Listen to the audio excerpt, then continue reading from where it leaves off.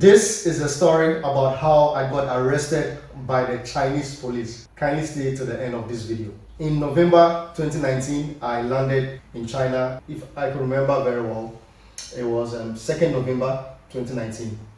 I got to China fresh. And when I was coming to China, I had the hopes of getting a job so that I could work as a student part-time whilst I was studying. Just like it's done in most places in Europe and America, Canada, UK and stuff. But to my surprise, when I got here, there was nothing like that.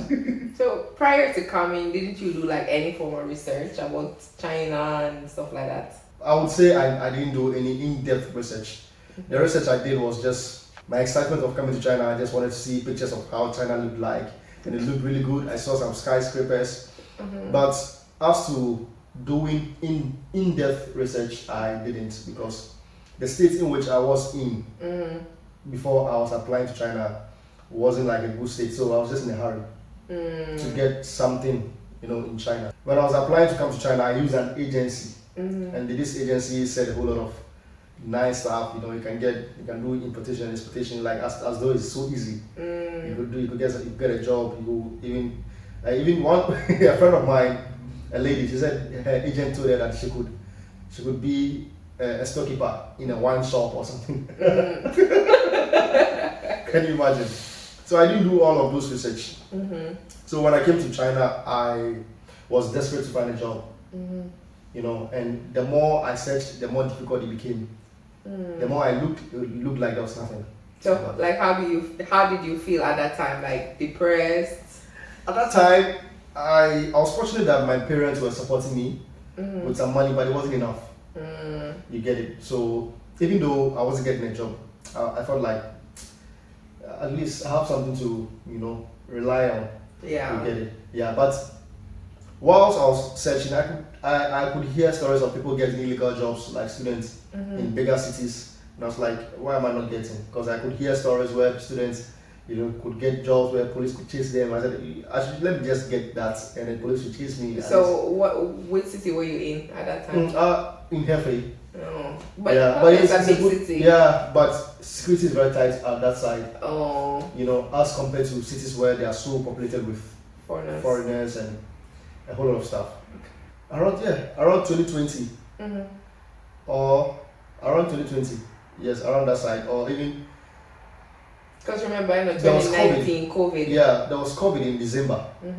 So 2021, and I think end of 2021 or 2022, early 2022, I can't remember, but around that period, I was scrolling through Instagram and I saw a message on Instagram. Someone had sent me a message. Hey, bro. They know you? No. So they call you bro? Yeah, like, hey, bro. Like guys is a normal greeting. Hey, bro. Okay. So I searched and then I clicked on the profile picture, looking to find out who it was, if I knew the person. But it was a Chinese guy. Oh, okay. Yeah, and the Chinese guy, like he was in how do you call it? It was like an air hoster, like a meal, those meal air hostess. Yeah, he was in a plane with a wine and stuff like that. So I was like, okay, he's Chinese, maybe there's an opportunity. You are so excited. Yeah, his profile looked so nice because he was traveling. He was working with an airline, so he has pictures with different locations. So I was like, okay, maybe this guy has something good for me. So I responded like, hey bro, and it was like, do you speak Chinese? But that time I was still learning Chinese. My Chinese was poor. I was like, nah, a little bit. But the little bit was not a little bit. But I just wanted an opportunity, so I just said a little bit. So long story short, we arranged a meeting. I think he didn't even talk about the job. Like it was what opportunity? He didn't talk about even opportunity. He just wanted to meet me, like as a friend. Oh, okay. Like he's a foreigner, and I saw that he's exposed, because he knows foreigners, and the way he was speaking to me, I saw that he had some exposure. So I decided to meet him because I was actually bored in school. There was nothing to do. So he's Chinese, but he has foreign friends. He's Chinese, but I don't know if he has foreign friends or not. But he's been to foreign countries because he works with an airline. I get you. Yeah, and I saw him with pictures in other countries because he works with an airline. I get it. Yes, exactly. So I agreed to meet him. We arranged a meeting. So when I went, long story short, what he was trying to say was that he had a barbering shop, or he has barbering shops, and he actually wants me to help him take some videos for doing the Chinese TikTok. Oh, okay. Yes, just some videos.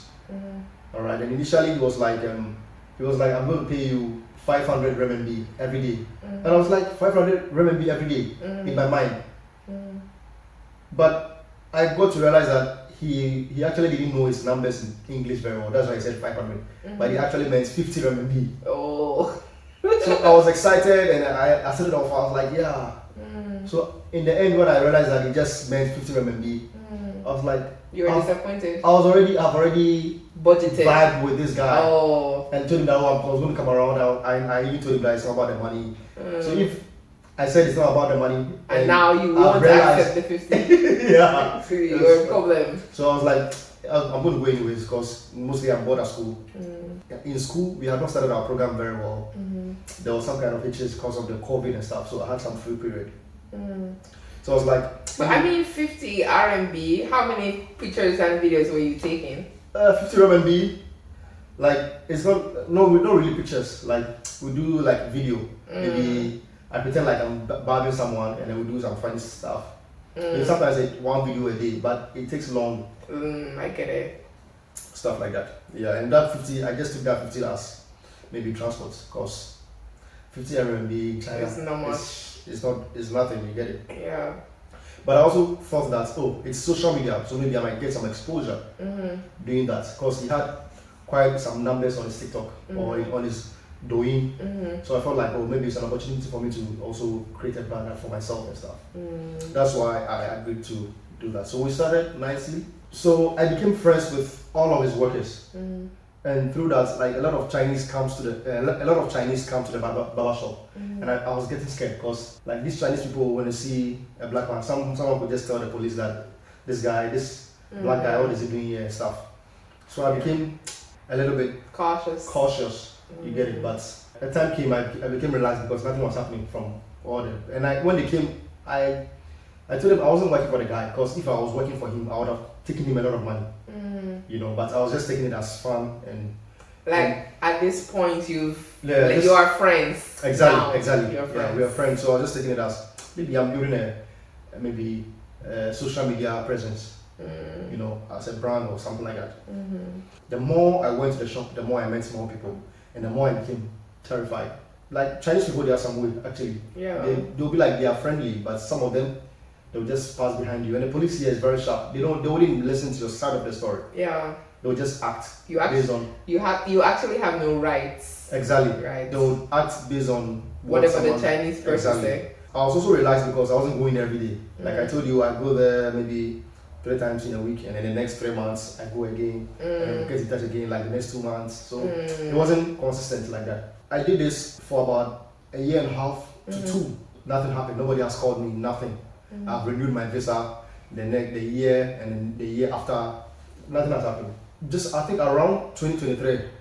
Yes, was it 2023? Late 2022, 2023, when my visa had expired, and we had to go renew the visa. Normally, my school would take our passports and then they'll send it to the exit and entry bureau themselves. But this time around, the teacher in charge of that says the immigration wants all of us over there. Like they want all of us to come and do it ourselves. But I didn't take it anyway because I felt like maybe we were about completing school, so maybe they want us to wrap it up, so they want to see us again. Okay. That's how I thought. So one morning they called all of us, we gathered and we went to the immigration. So story gets spicy. Yeah, things we were just at the immigration house. I had nothing in mind that this or that, because before the immigration I stopped going there even like for like about 4 months or 5. So I was like, even if it's not on your mind. Exactly. Nothing should happen. Right. I got to the immigration. Some of my friends had already started. My colleagues, they started their process already. And even the teacher that sent us had no idea.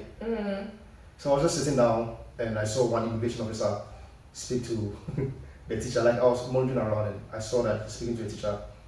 But still, my mind was. And the teacher came, and he was like, the immigration officers wants to talk to me. And I was like, so at that time, did the barber shop come into your mind? no, Really? no, it didn't come into my mind. So what you did think it was? So I was like, nothing came into my mind, but immediately, like I got terrified. I think the barber shop came into my mind a little bit. Yes, it came to my mind a little bit, but I was like, it shouldn't be anything serious.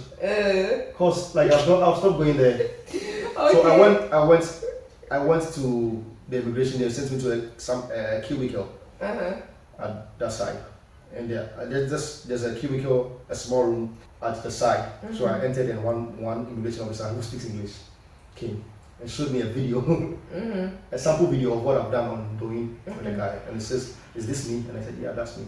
And he says that, "Am I aware that I'm not supposed to work as a student in China?" And I said, "Yes, I'm aware." And he says that, "So what was this for?"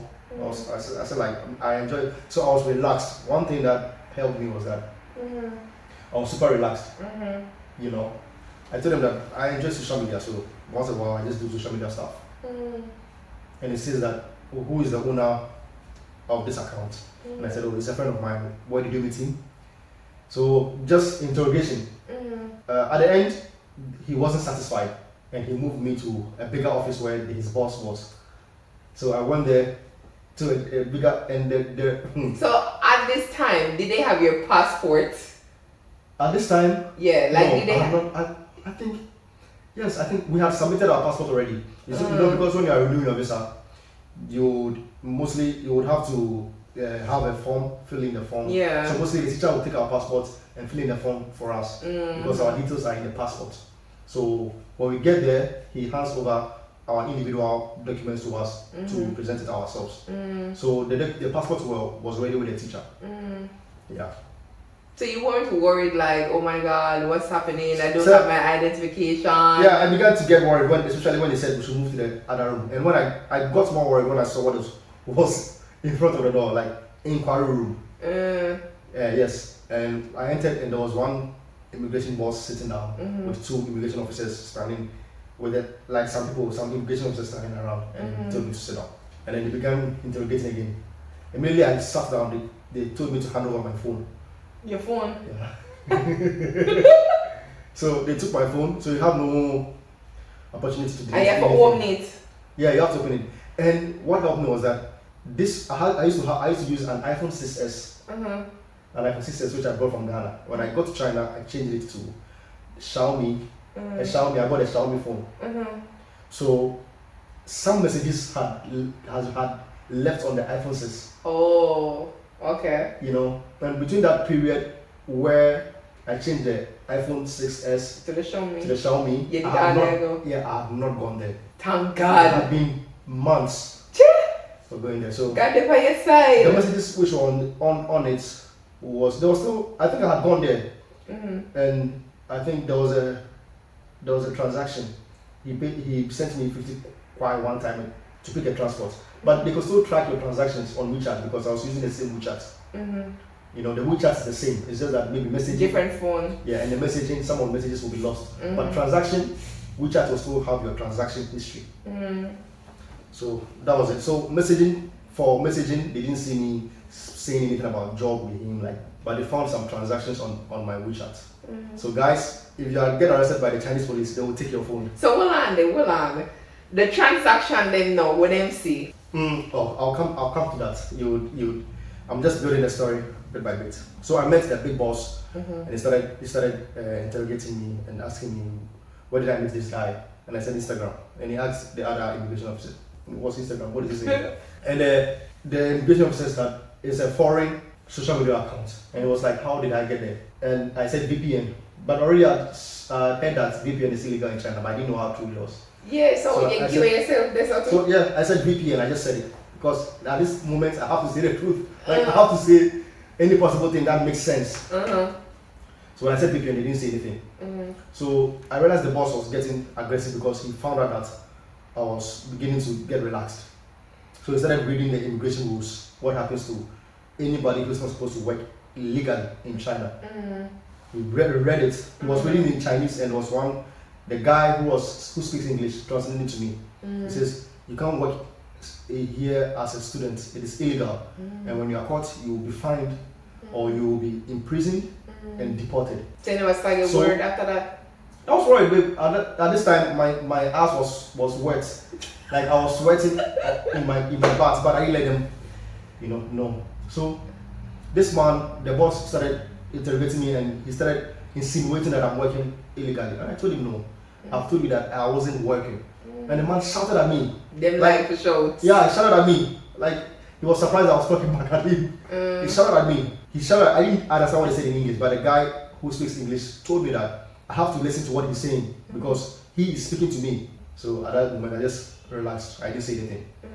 And then the boss came down and he told me that they're going to hand me over to the police for the police to investigate. If the police found me guilty as charged, if the police found me that I was actually working, they are either going to fine me or imprison me and deport me. And it says if it's serious, they're going to imprison and deport me. But if it's not serious, they're going to fine me and not renew my visa. But if the police doesn't find anything, they're going to renew my visa. So right now the case is with the police. They're just going to listen to what the police is going to say. Immediately I went out. There was police. Outside away from you already? At the Wow! Isn't that? Weren't you embarrassed? Because they didn't really hold me or anything like that. I was just working with them, and then at this moment, my colleagues were all of them were worried. But it's still kind of like picturing it. It seems embarrassing. It was kind of embarrassing. And then I had a friend, my friend in Nanjing, Daniel. He was like, "Bro, give me your mom's number. Let me call your mom." I said, "No, just don't call her. Don't call her and worry her." Yeah. And I was like, "Oh, everything's gonna be okay." So the police, like 2 policemen, they were following me with my teacher, and my colleagues were also following, worried. So when we got downstairs, they had to go back to school, and I followed the police with my teacher. At that time, I could speak some Chinese, but it wasn't so good, and I didn't actually want to respond in Chinese because this was a serious case. You want to behave clueless? Not clueless, but my Chinese is not so excellent. This is a serious matter. Okay. You might go do like you understand something, it might be something else. Yeah. You get it. So I just behaved like I didn't know any Chinese at all. So my teacher was the translator, and I went to the police station, and that was the first interrogation with the police. They asked me to take off my shoes. I took off my shoes. I took off my belt. They sent me to a room and locked me in a seat like that. With seatbelt? Like it was a seat, a chair like that with something. With like a bar. Yeah, something like a bar, something like that. So I sat in there, and the policeman was in a table with an apprentice police, also like a younger policeman, and he was questioning me, trying to write a statement for me in Chinese. So any of the police officers speak English at the time? No, zero. So basically, the police was trying to interrogate me and ask me questions like, did I sign a legal contract with the guy or the owner of the barber shop? And I said, no, there was no legal contract. And I told him that it wasn't a job in the first place. And he asked me, so why was he sending me transactions? Because they found some transactions of 50 RMB. But were the transactions a lot? No, it wasn't a lot because I had changed my phone. And it wasn't a lot because I wasn't going there. Often. Yeah, exactly. So he asked me the transaction, and I said those things, like when I go to him, the distance between his barber shop and my school is very far. So sometimes he helps me with transportation because like he's my friend, and I went there to visit him. We did some video, we had some fun together, so he helps me with the transportation. That is the 50 RMB. And he says that, so why is it a number of them? And I remember that time I borrowed some amounts from my friend. It was around 1,000 RMB or so. So that 1,000 RMB nearly got me into trouble. I quickly told the man that the policeman told me that he had seen a transaction of 1,000 RMB. This 1,000 RMB almost got me into trouble because that was the lump sum. It was a lump sum, my WeChat transaction. But it's not from the same person. From the same person, from my friend. Like it was a lot. I told you I took a loan from him of 1,000 RMB. So how could you explain that it was a loan? Or it was payment. I get it. You get it. Yeah, but anyways, I told them it was a loan. So they told me to go and they gave me a date to come back. So When I went back, I started thinking maybe they would fine me 5,000 RMB. Actually, the police told me that they might have to fine me, but it isn't concluded. So that was what it was in my mind. So I went back. My colleagues at school who saw what happened, they came to me like, "What's up? What happened? Are you okay?" And blah blah blah. I was like, "I'm okay." So all what I was thinking was how to raise the 5,000 RMB to pay the fine, because if the police have said it, then most definitely it's going to happen. So I started reaching some Ghanaian groups and stuff, which I wish I didn't, because later it brought up, like I later had some nasty stuff, just because of that help. I wish I never took it. Some Ghanaian groups abroad, they do a whole lot of stuff. Long story short, I'm waiting for my judgment day at the police. Already, when I came back, I called because they told me not to call my friend. I called my friend. I had a Chinese girlfriend, so I made her call the guy. She called him, and he called me with a different number. And I explained everything to him, and he told me to calm down. He has police friends. His uncle is a police, and blah blah blah. I told him that. I remember what I told him. I told him that, guy, this is a serious case, so you shouldn't take it lightly. And he was like, they're going to come to his shop definitely, and he knows. So when he comes, he's going to explain things to me. So I didn't hear from the police again, nor anybody. I was just waiting for my day. So the day reached, I went back with my teacher. And remember that I have still not renewed my visa, because they didn't renew my visa. So the date was just going. And it's almost expiring. So it's either they don't renew my visa and send me back, or I pay the fine, or some way somehow they pardon me and renew my visa. So that was also on the line. That was the reason why I even started gathering the funds before they told me anything. Gathering the funds, though, it kind of make you seem guilty. No, not made me guilty, because I didn't know what they were about. If they told me this is a fine, I have to pay it quickly to get my visa renewed. If I don't pay it, the visa renewal date will pass, and that also comes with penalties. So I have to have some money, some savings. Yes, I have to just prepare myself for anything, whether good or bad. Do you get it? That's fair. If it is good, I just give people back their money. It's better than not having anything, and just hoping that you are, So during this time, your family know what's happening? Yeah, so I happened to call my mom. I told my mom that I've been arrested by police, and she was panicking like as usual. So I just forgot about it. Knowing my mom knows that she did that worry. Yeah, definitely she's going to get worried. But I just forgot about it, and I think I told my dad and told my brother too. So they were also, I think mommy was also gathering money to send me in case fine. Yeah, so that was what they were doing at that time. Okay. So I went back to the police, I think one afternoon around 2 p.m. I went back to the police station with my teacher, and that was the D-Day, whether they were going to decide whether they were Usually when people say D-Day, it's like a wedding day, They were going to decide whether they were going to lock me up, they were going to fine me, they were going to deport me, not renew my visa, all of that will be determined that day by the police. Because remember, the immigration, they are waiting upon the police. Yeah. So I went there, the police, we went in. So this time they didn't lock me up or anything. I went straight to the police officer's office. I think the CID, he's a criminal, blah blah blah. I sat in front of him with my teacher. He started speaking again. He started asking me other questions. Did he send me any money on Alipay? Did he? And he didn't. So he left that there, and he asked me some other questions. Some other questions like things that I've forgotten most of the things that he asked. And he asked me, how many times do I go there within a month? And I said, I don't count, because it's not something I go regularly. Sometimes during vacation, or sometimes when I have free time. And he asked my teacher, does he come to class regularly? And my teacher said, oh, I heard he's one of the good students. So my teacher actually did well. Your teacher actually have boots up your. Yeah, so he's regular, and I was regular in class actually.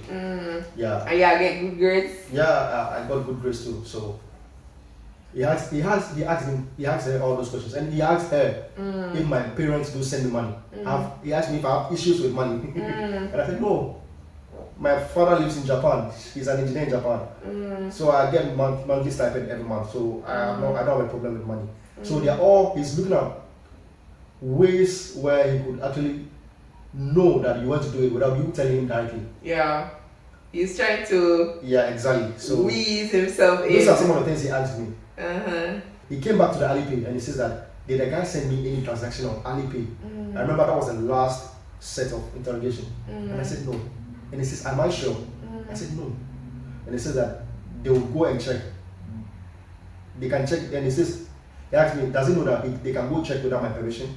And I said yeah, they can. I know they can go check. And I didn't say anything. He says, if they go check and I receive any transaction from that guy on Alipay, my penalty is going to increase and they're going to lock me up. And I said, no, I didn't receive any money on Alipay. Guys, I don't want to cultivate, but Alipay is just another form of payment method in China. So we have WeChat Pay and Alipay. Exactly. So it's almost like Apple Pay and maybe what? Yeah, maybe some other payments, just a payment, something. maybe PayPal or something. Yeah. Continue. Yeah. And mostly, like, the Chinese authorities, they have access to these things. Yeah, they access the information without you even giving permission. Yeah, so, yeah, if there's any problem, the police has the right to do that. Yeah. And I said no. So that was so that I was confident in this. Like, he told my teacher, I started speaking to my teacher that in Chinese, like some of these things, they are very serious cases. Whilst he was speaking to my teacher was translating to me, telling him that I have to take my education serious, and he has pardoned me for this. All right, so he's just going to let me go. And my teacher told me, and then smiles came on my face, and he says they're not going to find me. I was like, I said in my head like, wow. So immediately we walked downstairs and like we're exchanging pleasantries. Now it became laughter between the police and the teacher and me. Become friends. We began to chat. Chinese type of friends. Yeah, we began to chat at the door, and when we got to the gate of the police station, the police shook me and said like, I have any problems. My teacher has my WeChat. I can contact him. Alright, he says that I should take my education serious and he wished me good luck in my education. So I just want to sit down. Like, I sat in my teacher's car with relief. Wow. I can imagine how you felt at that time. I drove back, and when I drove back, I didn't tell anybody anything what happened.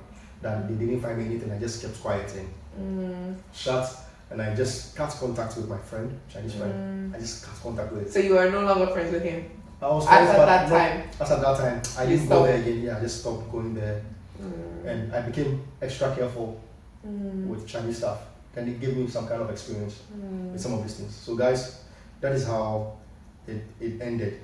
So there was a thin line, just a thin line. And any decision that should have been taken, if it went against me, I would have been deported. And you see, fine or anything like that. All that you went through, I've went through something similar, and I actually have a legal job. So imagine. Guys, there was a point last year where a group of like 15 police circled me, shouting at me. I was even crying. Like, guys, sometimes it doesn't matter if you have a legal job or illegal. The Chinese police, they don't play, because at that time I was new in my city. Yeah, I think they just respond to residents' call. Yeah. And they just come and act. And they call and they're like, oh, he's a foreigner, and they just go off. So guys, this is the end of the story. Thanks for watching. Bye.